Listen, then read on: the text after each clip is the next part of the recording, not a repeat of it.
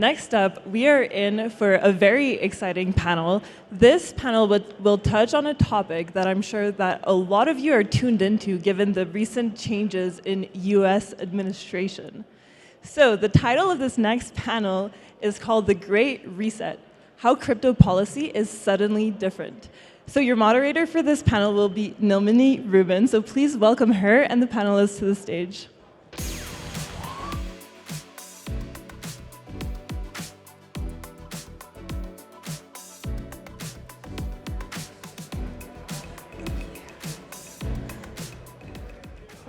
Right.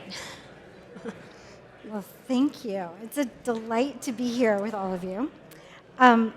Today, we are talking about the Great Reset, about US policy, and I'm here with three pioneers of cryptocurrency law. I have immediately to my right, Caitlin Long, who is the founder and CEO of Custodia Bank. When she was blocked from donating Bitcoin to the University of Wyoming for a scholarship, she was inspired to actually change legislation in Wyoming. And then next to her, we have Teresa Goody Guillen, the leader of BakerHostetler's Digital and Innovative Markets team.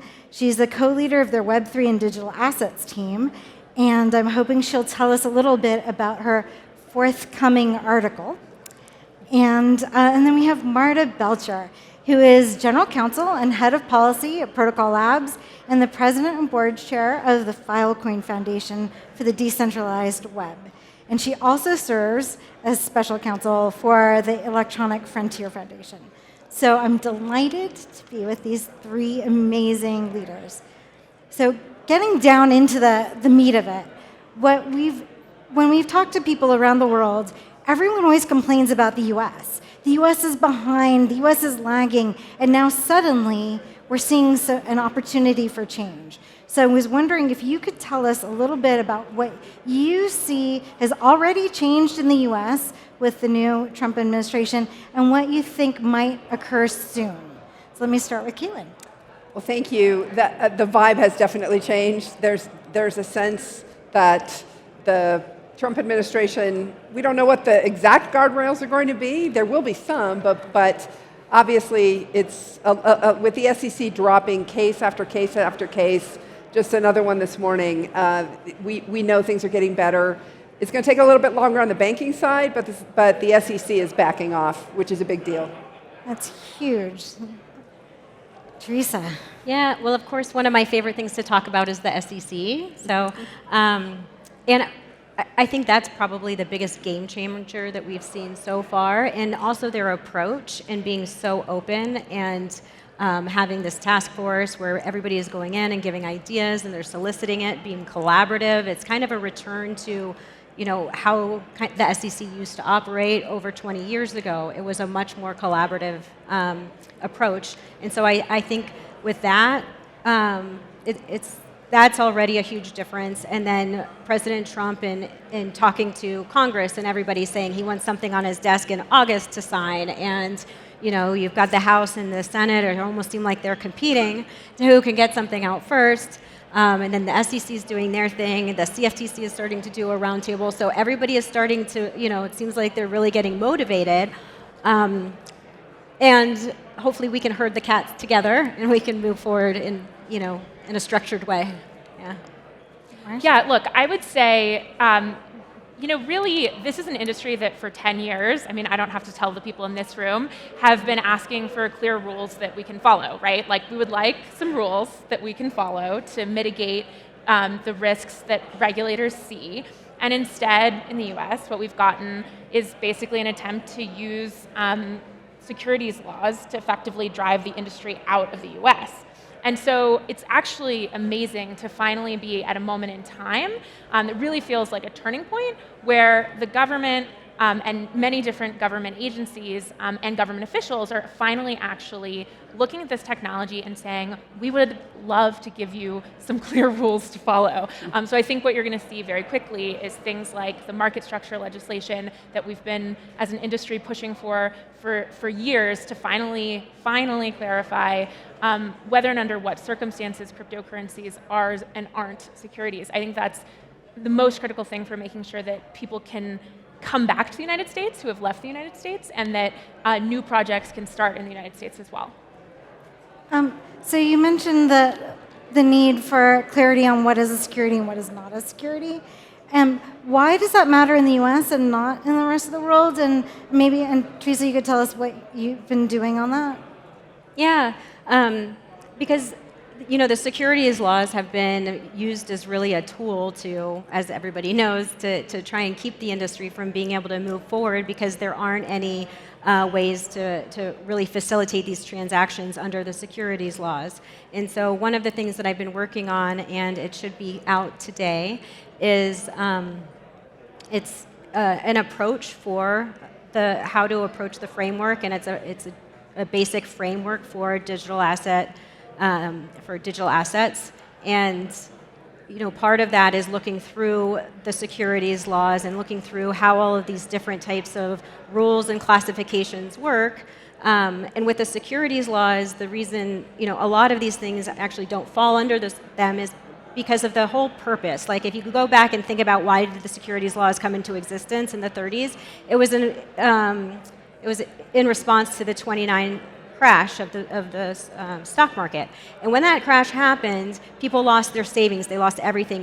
There was bankruptcies everywhere. There was, people couldn't pay their debts. There was poverty. It was a horrible, really, situation. And so the securities laws came to address that kind of structure. And when you have something that has such a large impact on the economy that way, then it deserves that kind of onerous regulatory approach where you need to make sure that there is an information asymmetry and disclosure and all these different things that the securities laws provide. But for a lot of these types of digital assets, we don't have the same impact. All the whole purposes for the securities laws existing does not actually apply to a lot of these digital assets. And so it's thinking through how that should operate. And so the structure I came up with is basically 12 different categories. Awesome. Yeah. 12? I can go and I can talk about forever, but one thing we were talking about in the back was about debanking, and I know that's something a lot of people in the crypto community have dealt with, their inability to get banks. So I was wondering, Caitlin, if you could tell us a little bit more about what's changed there. Well, not much has changed on debanking yet. There is at least now an acknowledgement that it's not a conspiracy theory, it's a fact. And some crazy things have happened in the last couple of weeks. We had Jay Powell testifying up on the Hill the week before last, where he admitted that it was real. So those who were out there saying it didn't happen and it was just regulators doing their jobs, well, now Jay Powell admitted it was real. And then the FDIC keeps, in a transparency effort that I absolutely applaud, keeps putting out more documents, making it clear that they were playing games in the Coinbase lawsuit. And lo and behold, the conspiracy theory that the federal regulators put a wink, wink, nod, nod, 15% cap on banks' deposits from companies in this space, it does look like that was real, and we're starting to get some evidence of that. But all those rules are still in place. The new people have not been put in their seats yet. There's only been one of the 3 federal bank regulators that Trump has nominated, and the other 2, he did put an acting person in the seat at the FDIC, but he hasn't nominated a person at the Fed yet. So it's going to take a while, I think, before the banks are going to feel comfortable enough to dip their toes in the water. Some are going to take more risk than others, but it may take another 6 months plus before this debanking issue completely clears. So it was real. It was real. It was definitely, as someone we were debanked repeatedly, and we set out to try to solve this very problem for the industry because Wyoming created this special purpose depository institution charter, and Marta was there helping us in the early years. So it was a great idea having the states lead and then the Fed blocked us. Let's put it this way: the Fed, the perception is that it's independent. The reality, it was very political and very, very much intertwined with Senator Elizabeth Warren. Oh, okay. Well, okay. On politics, Marta, would you tell us a little bit about the impact the crypto community had in the last election, and what do you think that that means for politics going forward on our topic? Yeah. So look. The first thing I want to say about that is I really think that one of the things I'm concerned about coming out of this election is that people might see crypto as a partisan issue, right? And I want to sort of zoom out a little from that. And I don't think crypto is a partisan issue any more than like the internet is a partisan issue or any other technology is a partisan issue, right? There are plenty of people on both sides of the aisle who support cryptocurrency as they should, because I just don't think that in 2025 you can be, anti a technology as a political platform, right? And so I think what we saw in the last election was, unfortunately, we did have an administration that, as I said, did effectively try to use the securities laws to drive the entire industry out of the US, and in large part was successful, right? A lot of business relocated abroad. And so I think what you saw was a reaction to that, not necessarily something that's partisan on either side, but a reaction to basically what was to the industry sort of an existential threat. As I lead policy for Hedera, and in my conversations in the post-election environment on the Hill, I've noticed a little more openness from the Democrats on our policy, from people who've been there for a while, but also especially from new members. And I was curious if that had been the kind of your impression as well. Well, the Democrats on the Senate, so Senator Lummis is, of course, from Wyoming, which is where we are, and she's leading the Digital Assets Subcommittee, which is a big deal. She's got subpoena power as a subcommittee chair, so the investigations, obviously, if the targets don't cooperate, she can actually force them to cooperate in court. But more importantly, looking forward, she can actually drive the legislation. What's great is that I was half expecting Elizabeth Warren to populate that subcommittee with a bunch of her Warrenites who would just try to throw sand in the wheels. They can't, because the Republicans do have control if the Republicans stick together. But here's the aha. For legislation to pass, including the stablecoin bill and the market structure bill, Democrats will have to come along. And so I was actually happy that Warren, who's the ranking member of the Senate Banking Committee, which is the committee of jurisdiction for these bills, that plus agriculture, but because of the CFTC. But long story short, she did not put just rampant opponents in that subcommittee. She put people who are at least curious about this technology. And so I think that's a good sign, because in order for the bills to pass the Senate, they need to be able to get 60 votes for cloture. And the Republicans only have 53, so they're going to have to pick off 7 Democrats. And that's where the Democrats do have power. So you'd mentioned the bills that are moving. There are market structure bills, kind of like the overall framework for our industry. There's also bills on stablecoin. And I was wondering if you all could tell us kind of a little bit about the difference, and why is the stablecoin bill easier to pass than the market structure bill? The banks want it. The banks want stablecoin. They're very powerful. Yep. They want it. It's kind of that simple. Do you have anything to add? Well, and I think the market structure for the others too, it's a bigger undertaking. So they both are significant, but I think the stablecoin one is just because smaller things are easier. They're faster, and so I think that's probably one thing too. And it's the same kind of asset, because we're not using algorithmic stablecoins. Really, it's more fiat-based or asset-based. Yeah. And the House and Senate bills that were released are pretty similar, so there's not that much room. Yeah, and I think there's a big question with the stablecoin bill around whether sort of one-to-one backing is going to be required, and I think that's going to be a really interesting area to see how the bill ultimately plays out.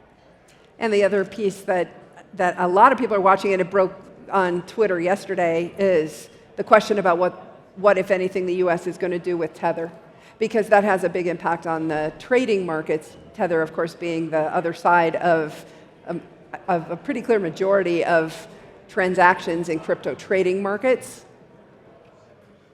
Could you talk to us a little bit more about like why stablecoins are so important? Like in DC, people just talk about how it's like the killer use case, and it's one of the ways that people can really see the benefits to crypto in like the mainstream economy. But how are you seeing it, and do you think that that's going to help unlock support for crypto? Yeah, I mean, Go ahead. I see it, as strengthening the U.S. dollar, because to the extent with the stable coins, if it's backed with U.S. dollars, it increases the demand for U.S. dollars, and then it just furthers the U.S. dollar is like this standard that is used across other things, and so it does that, and then. Caitlin can probably talk more about how the deposits, the short-term deposits and lending work within the intra-banks, and then when you're buying these kinds of assets, with needing the dollar.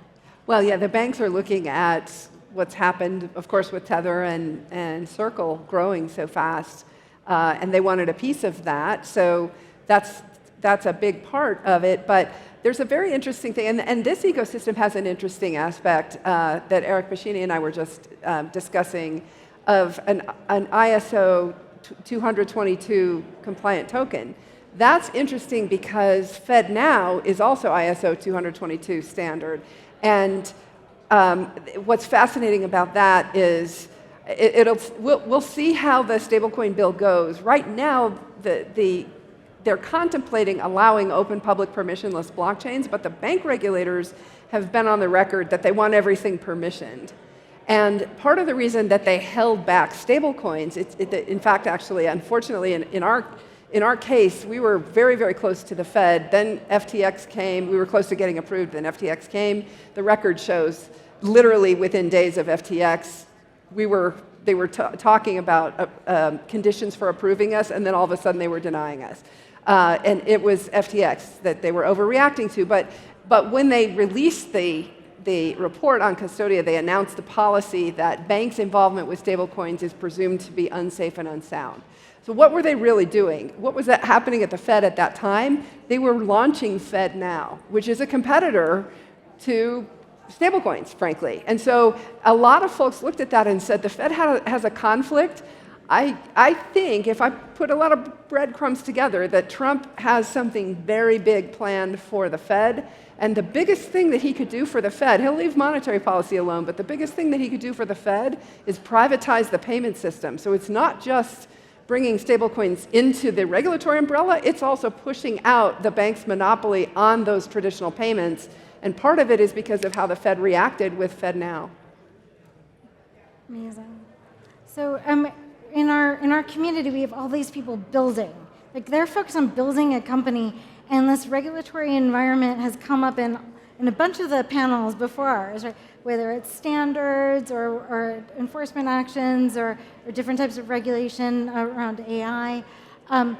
So I'm curious, for our community, what advice would you have to people on how to best engage on policy to ensure that their businesses can thrive? That's a great question. I think this is the moment in time. I think for a long time we've been, Caitlin and I have been working on this together for 10 years, and we've been working for a really long time towards being able to actually get in a place where we can get legislation done. And I think now is the time when legislation can actually get through, and it's a narrow window. You don't know what's going to happen even a year from now, right? Certainly 4 years from now, but who knows, right? And so I would say the moment to be super involved in policy is definitely this moment right now. Totally.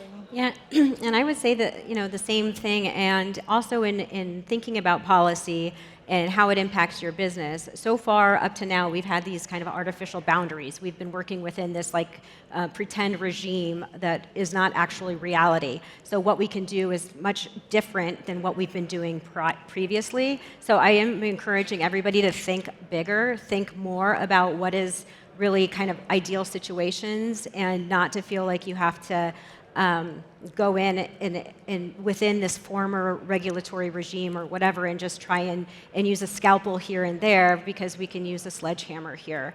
And the way that I'm thinking about it is more, we are in this fourth industrial revolution, and we're changing now, like we did with mechanics, like we did with when electricity came out. So these are the kinds of changes that are happening, and it's a big change. And so we can think about, what this means for new types of business forms, which, the value creation, the resource allocation, the things that blockchain or digital distributed ledger technology networks are.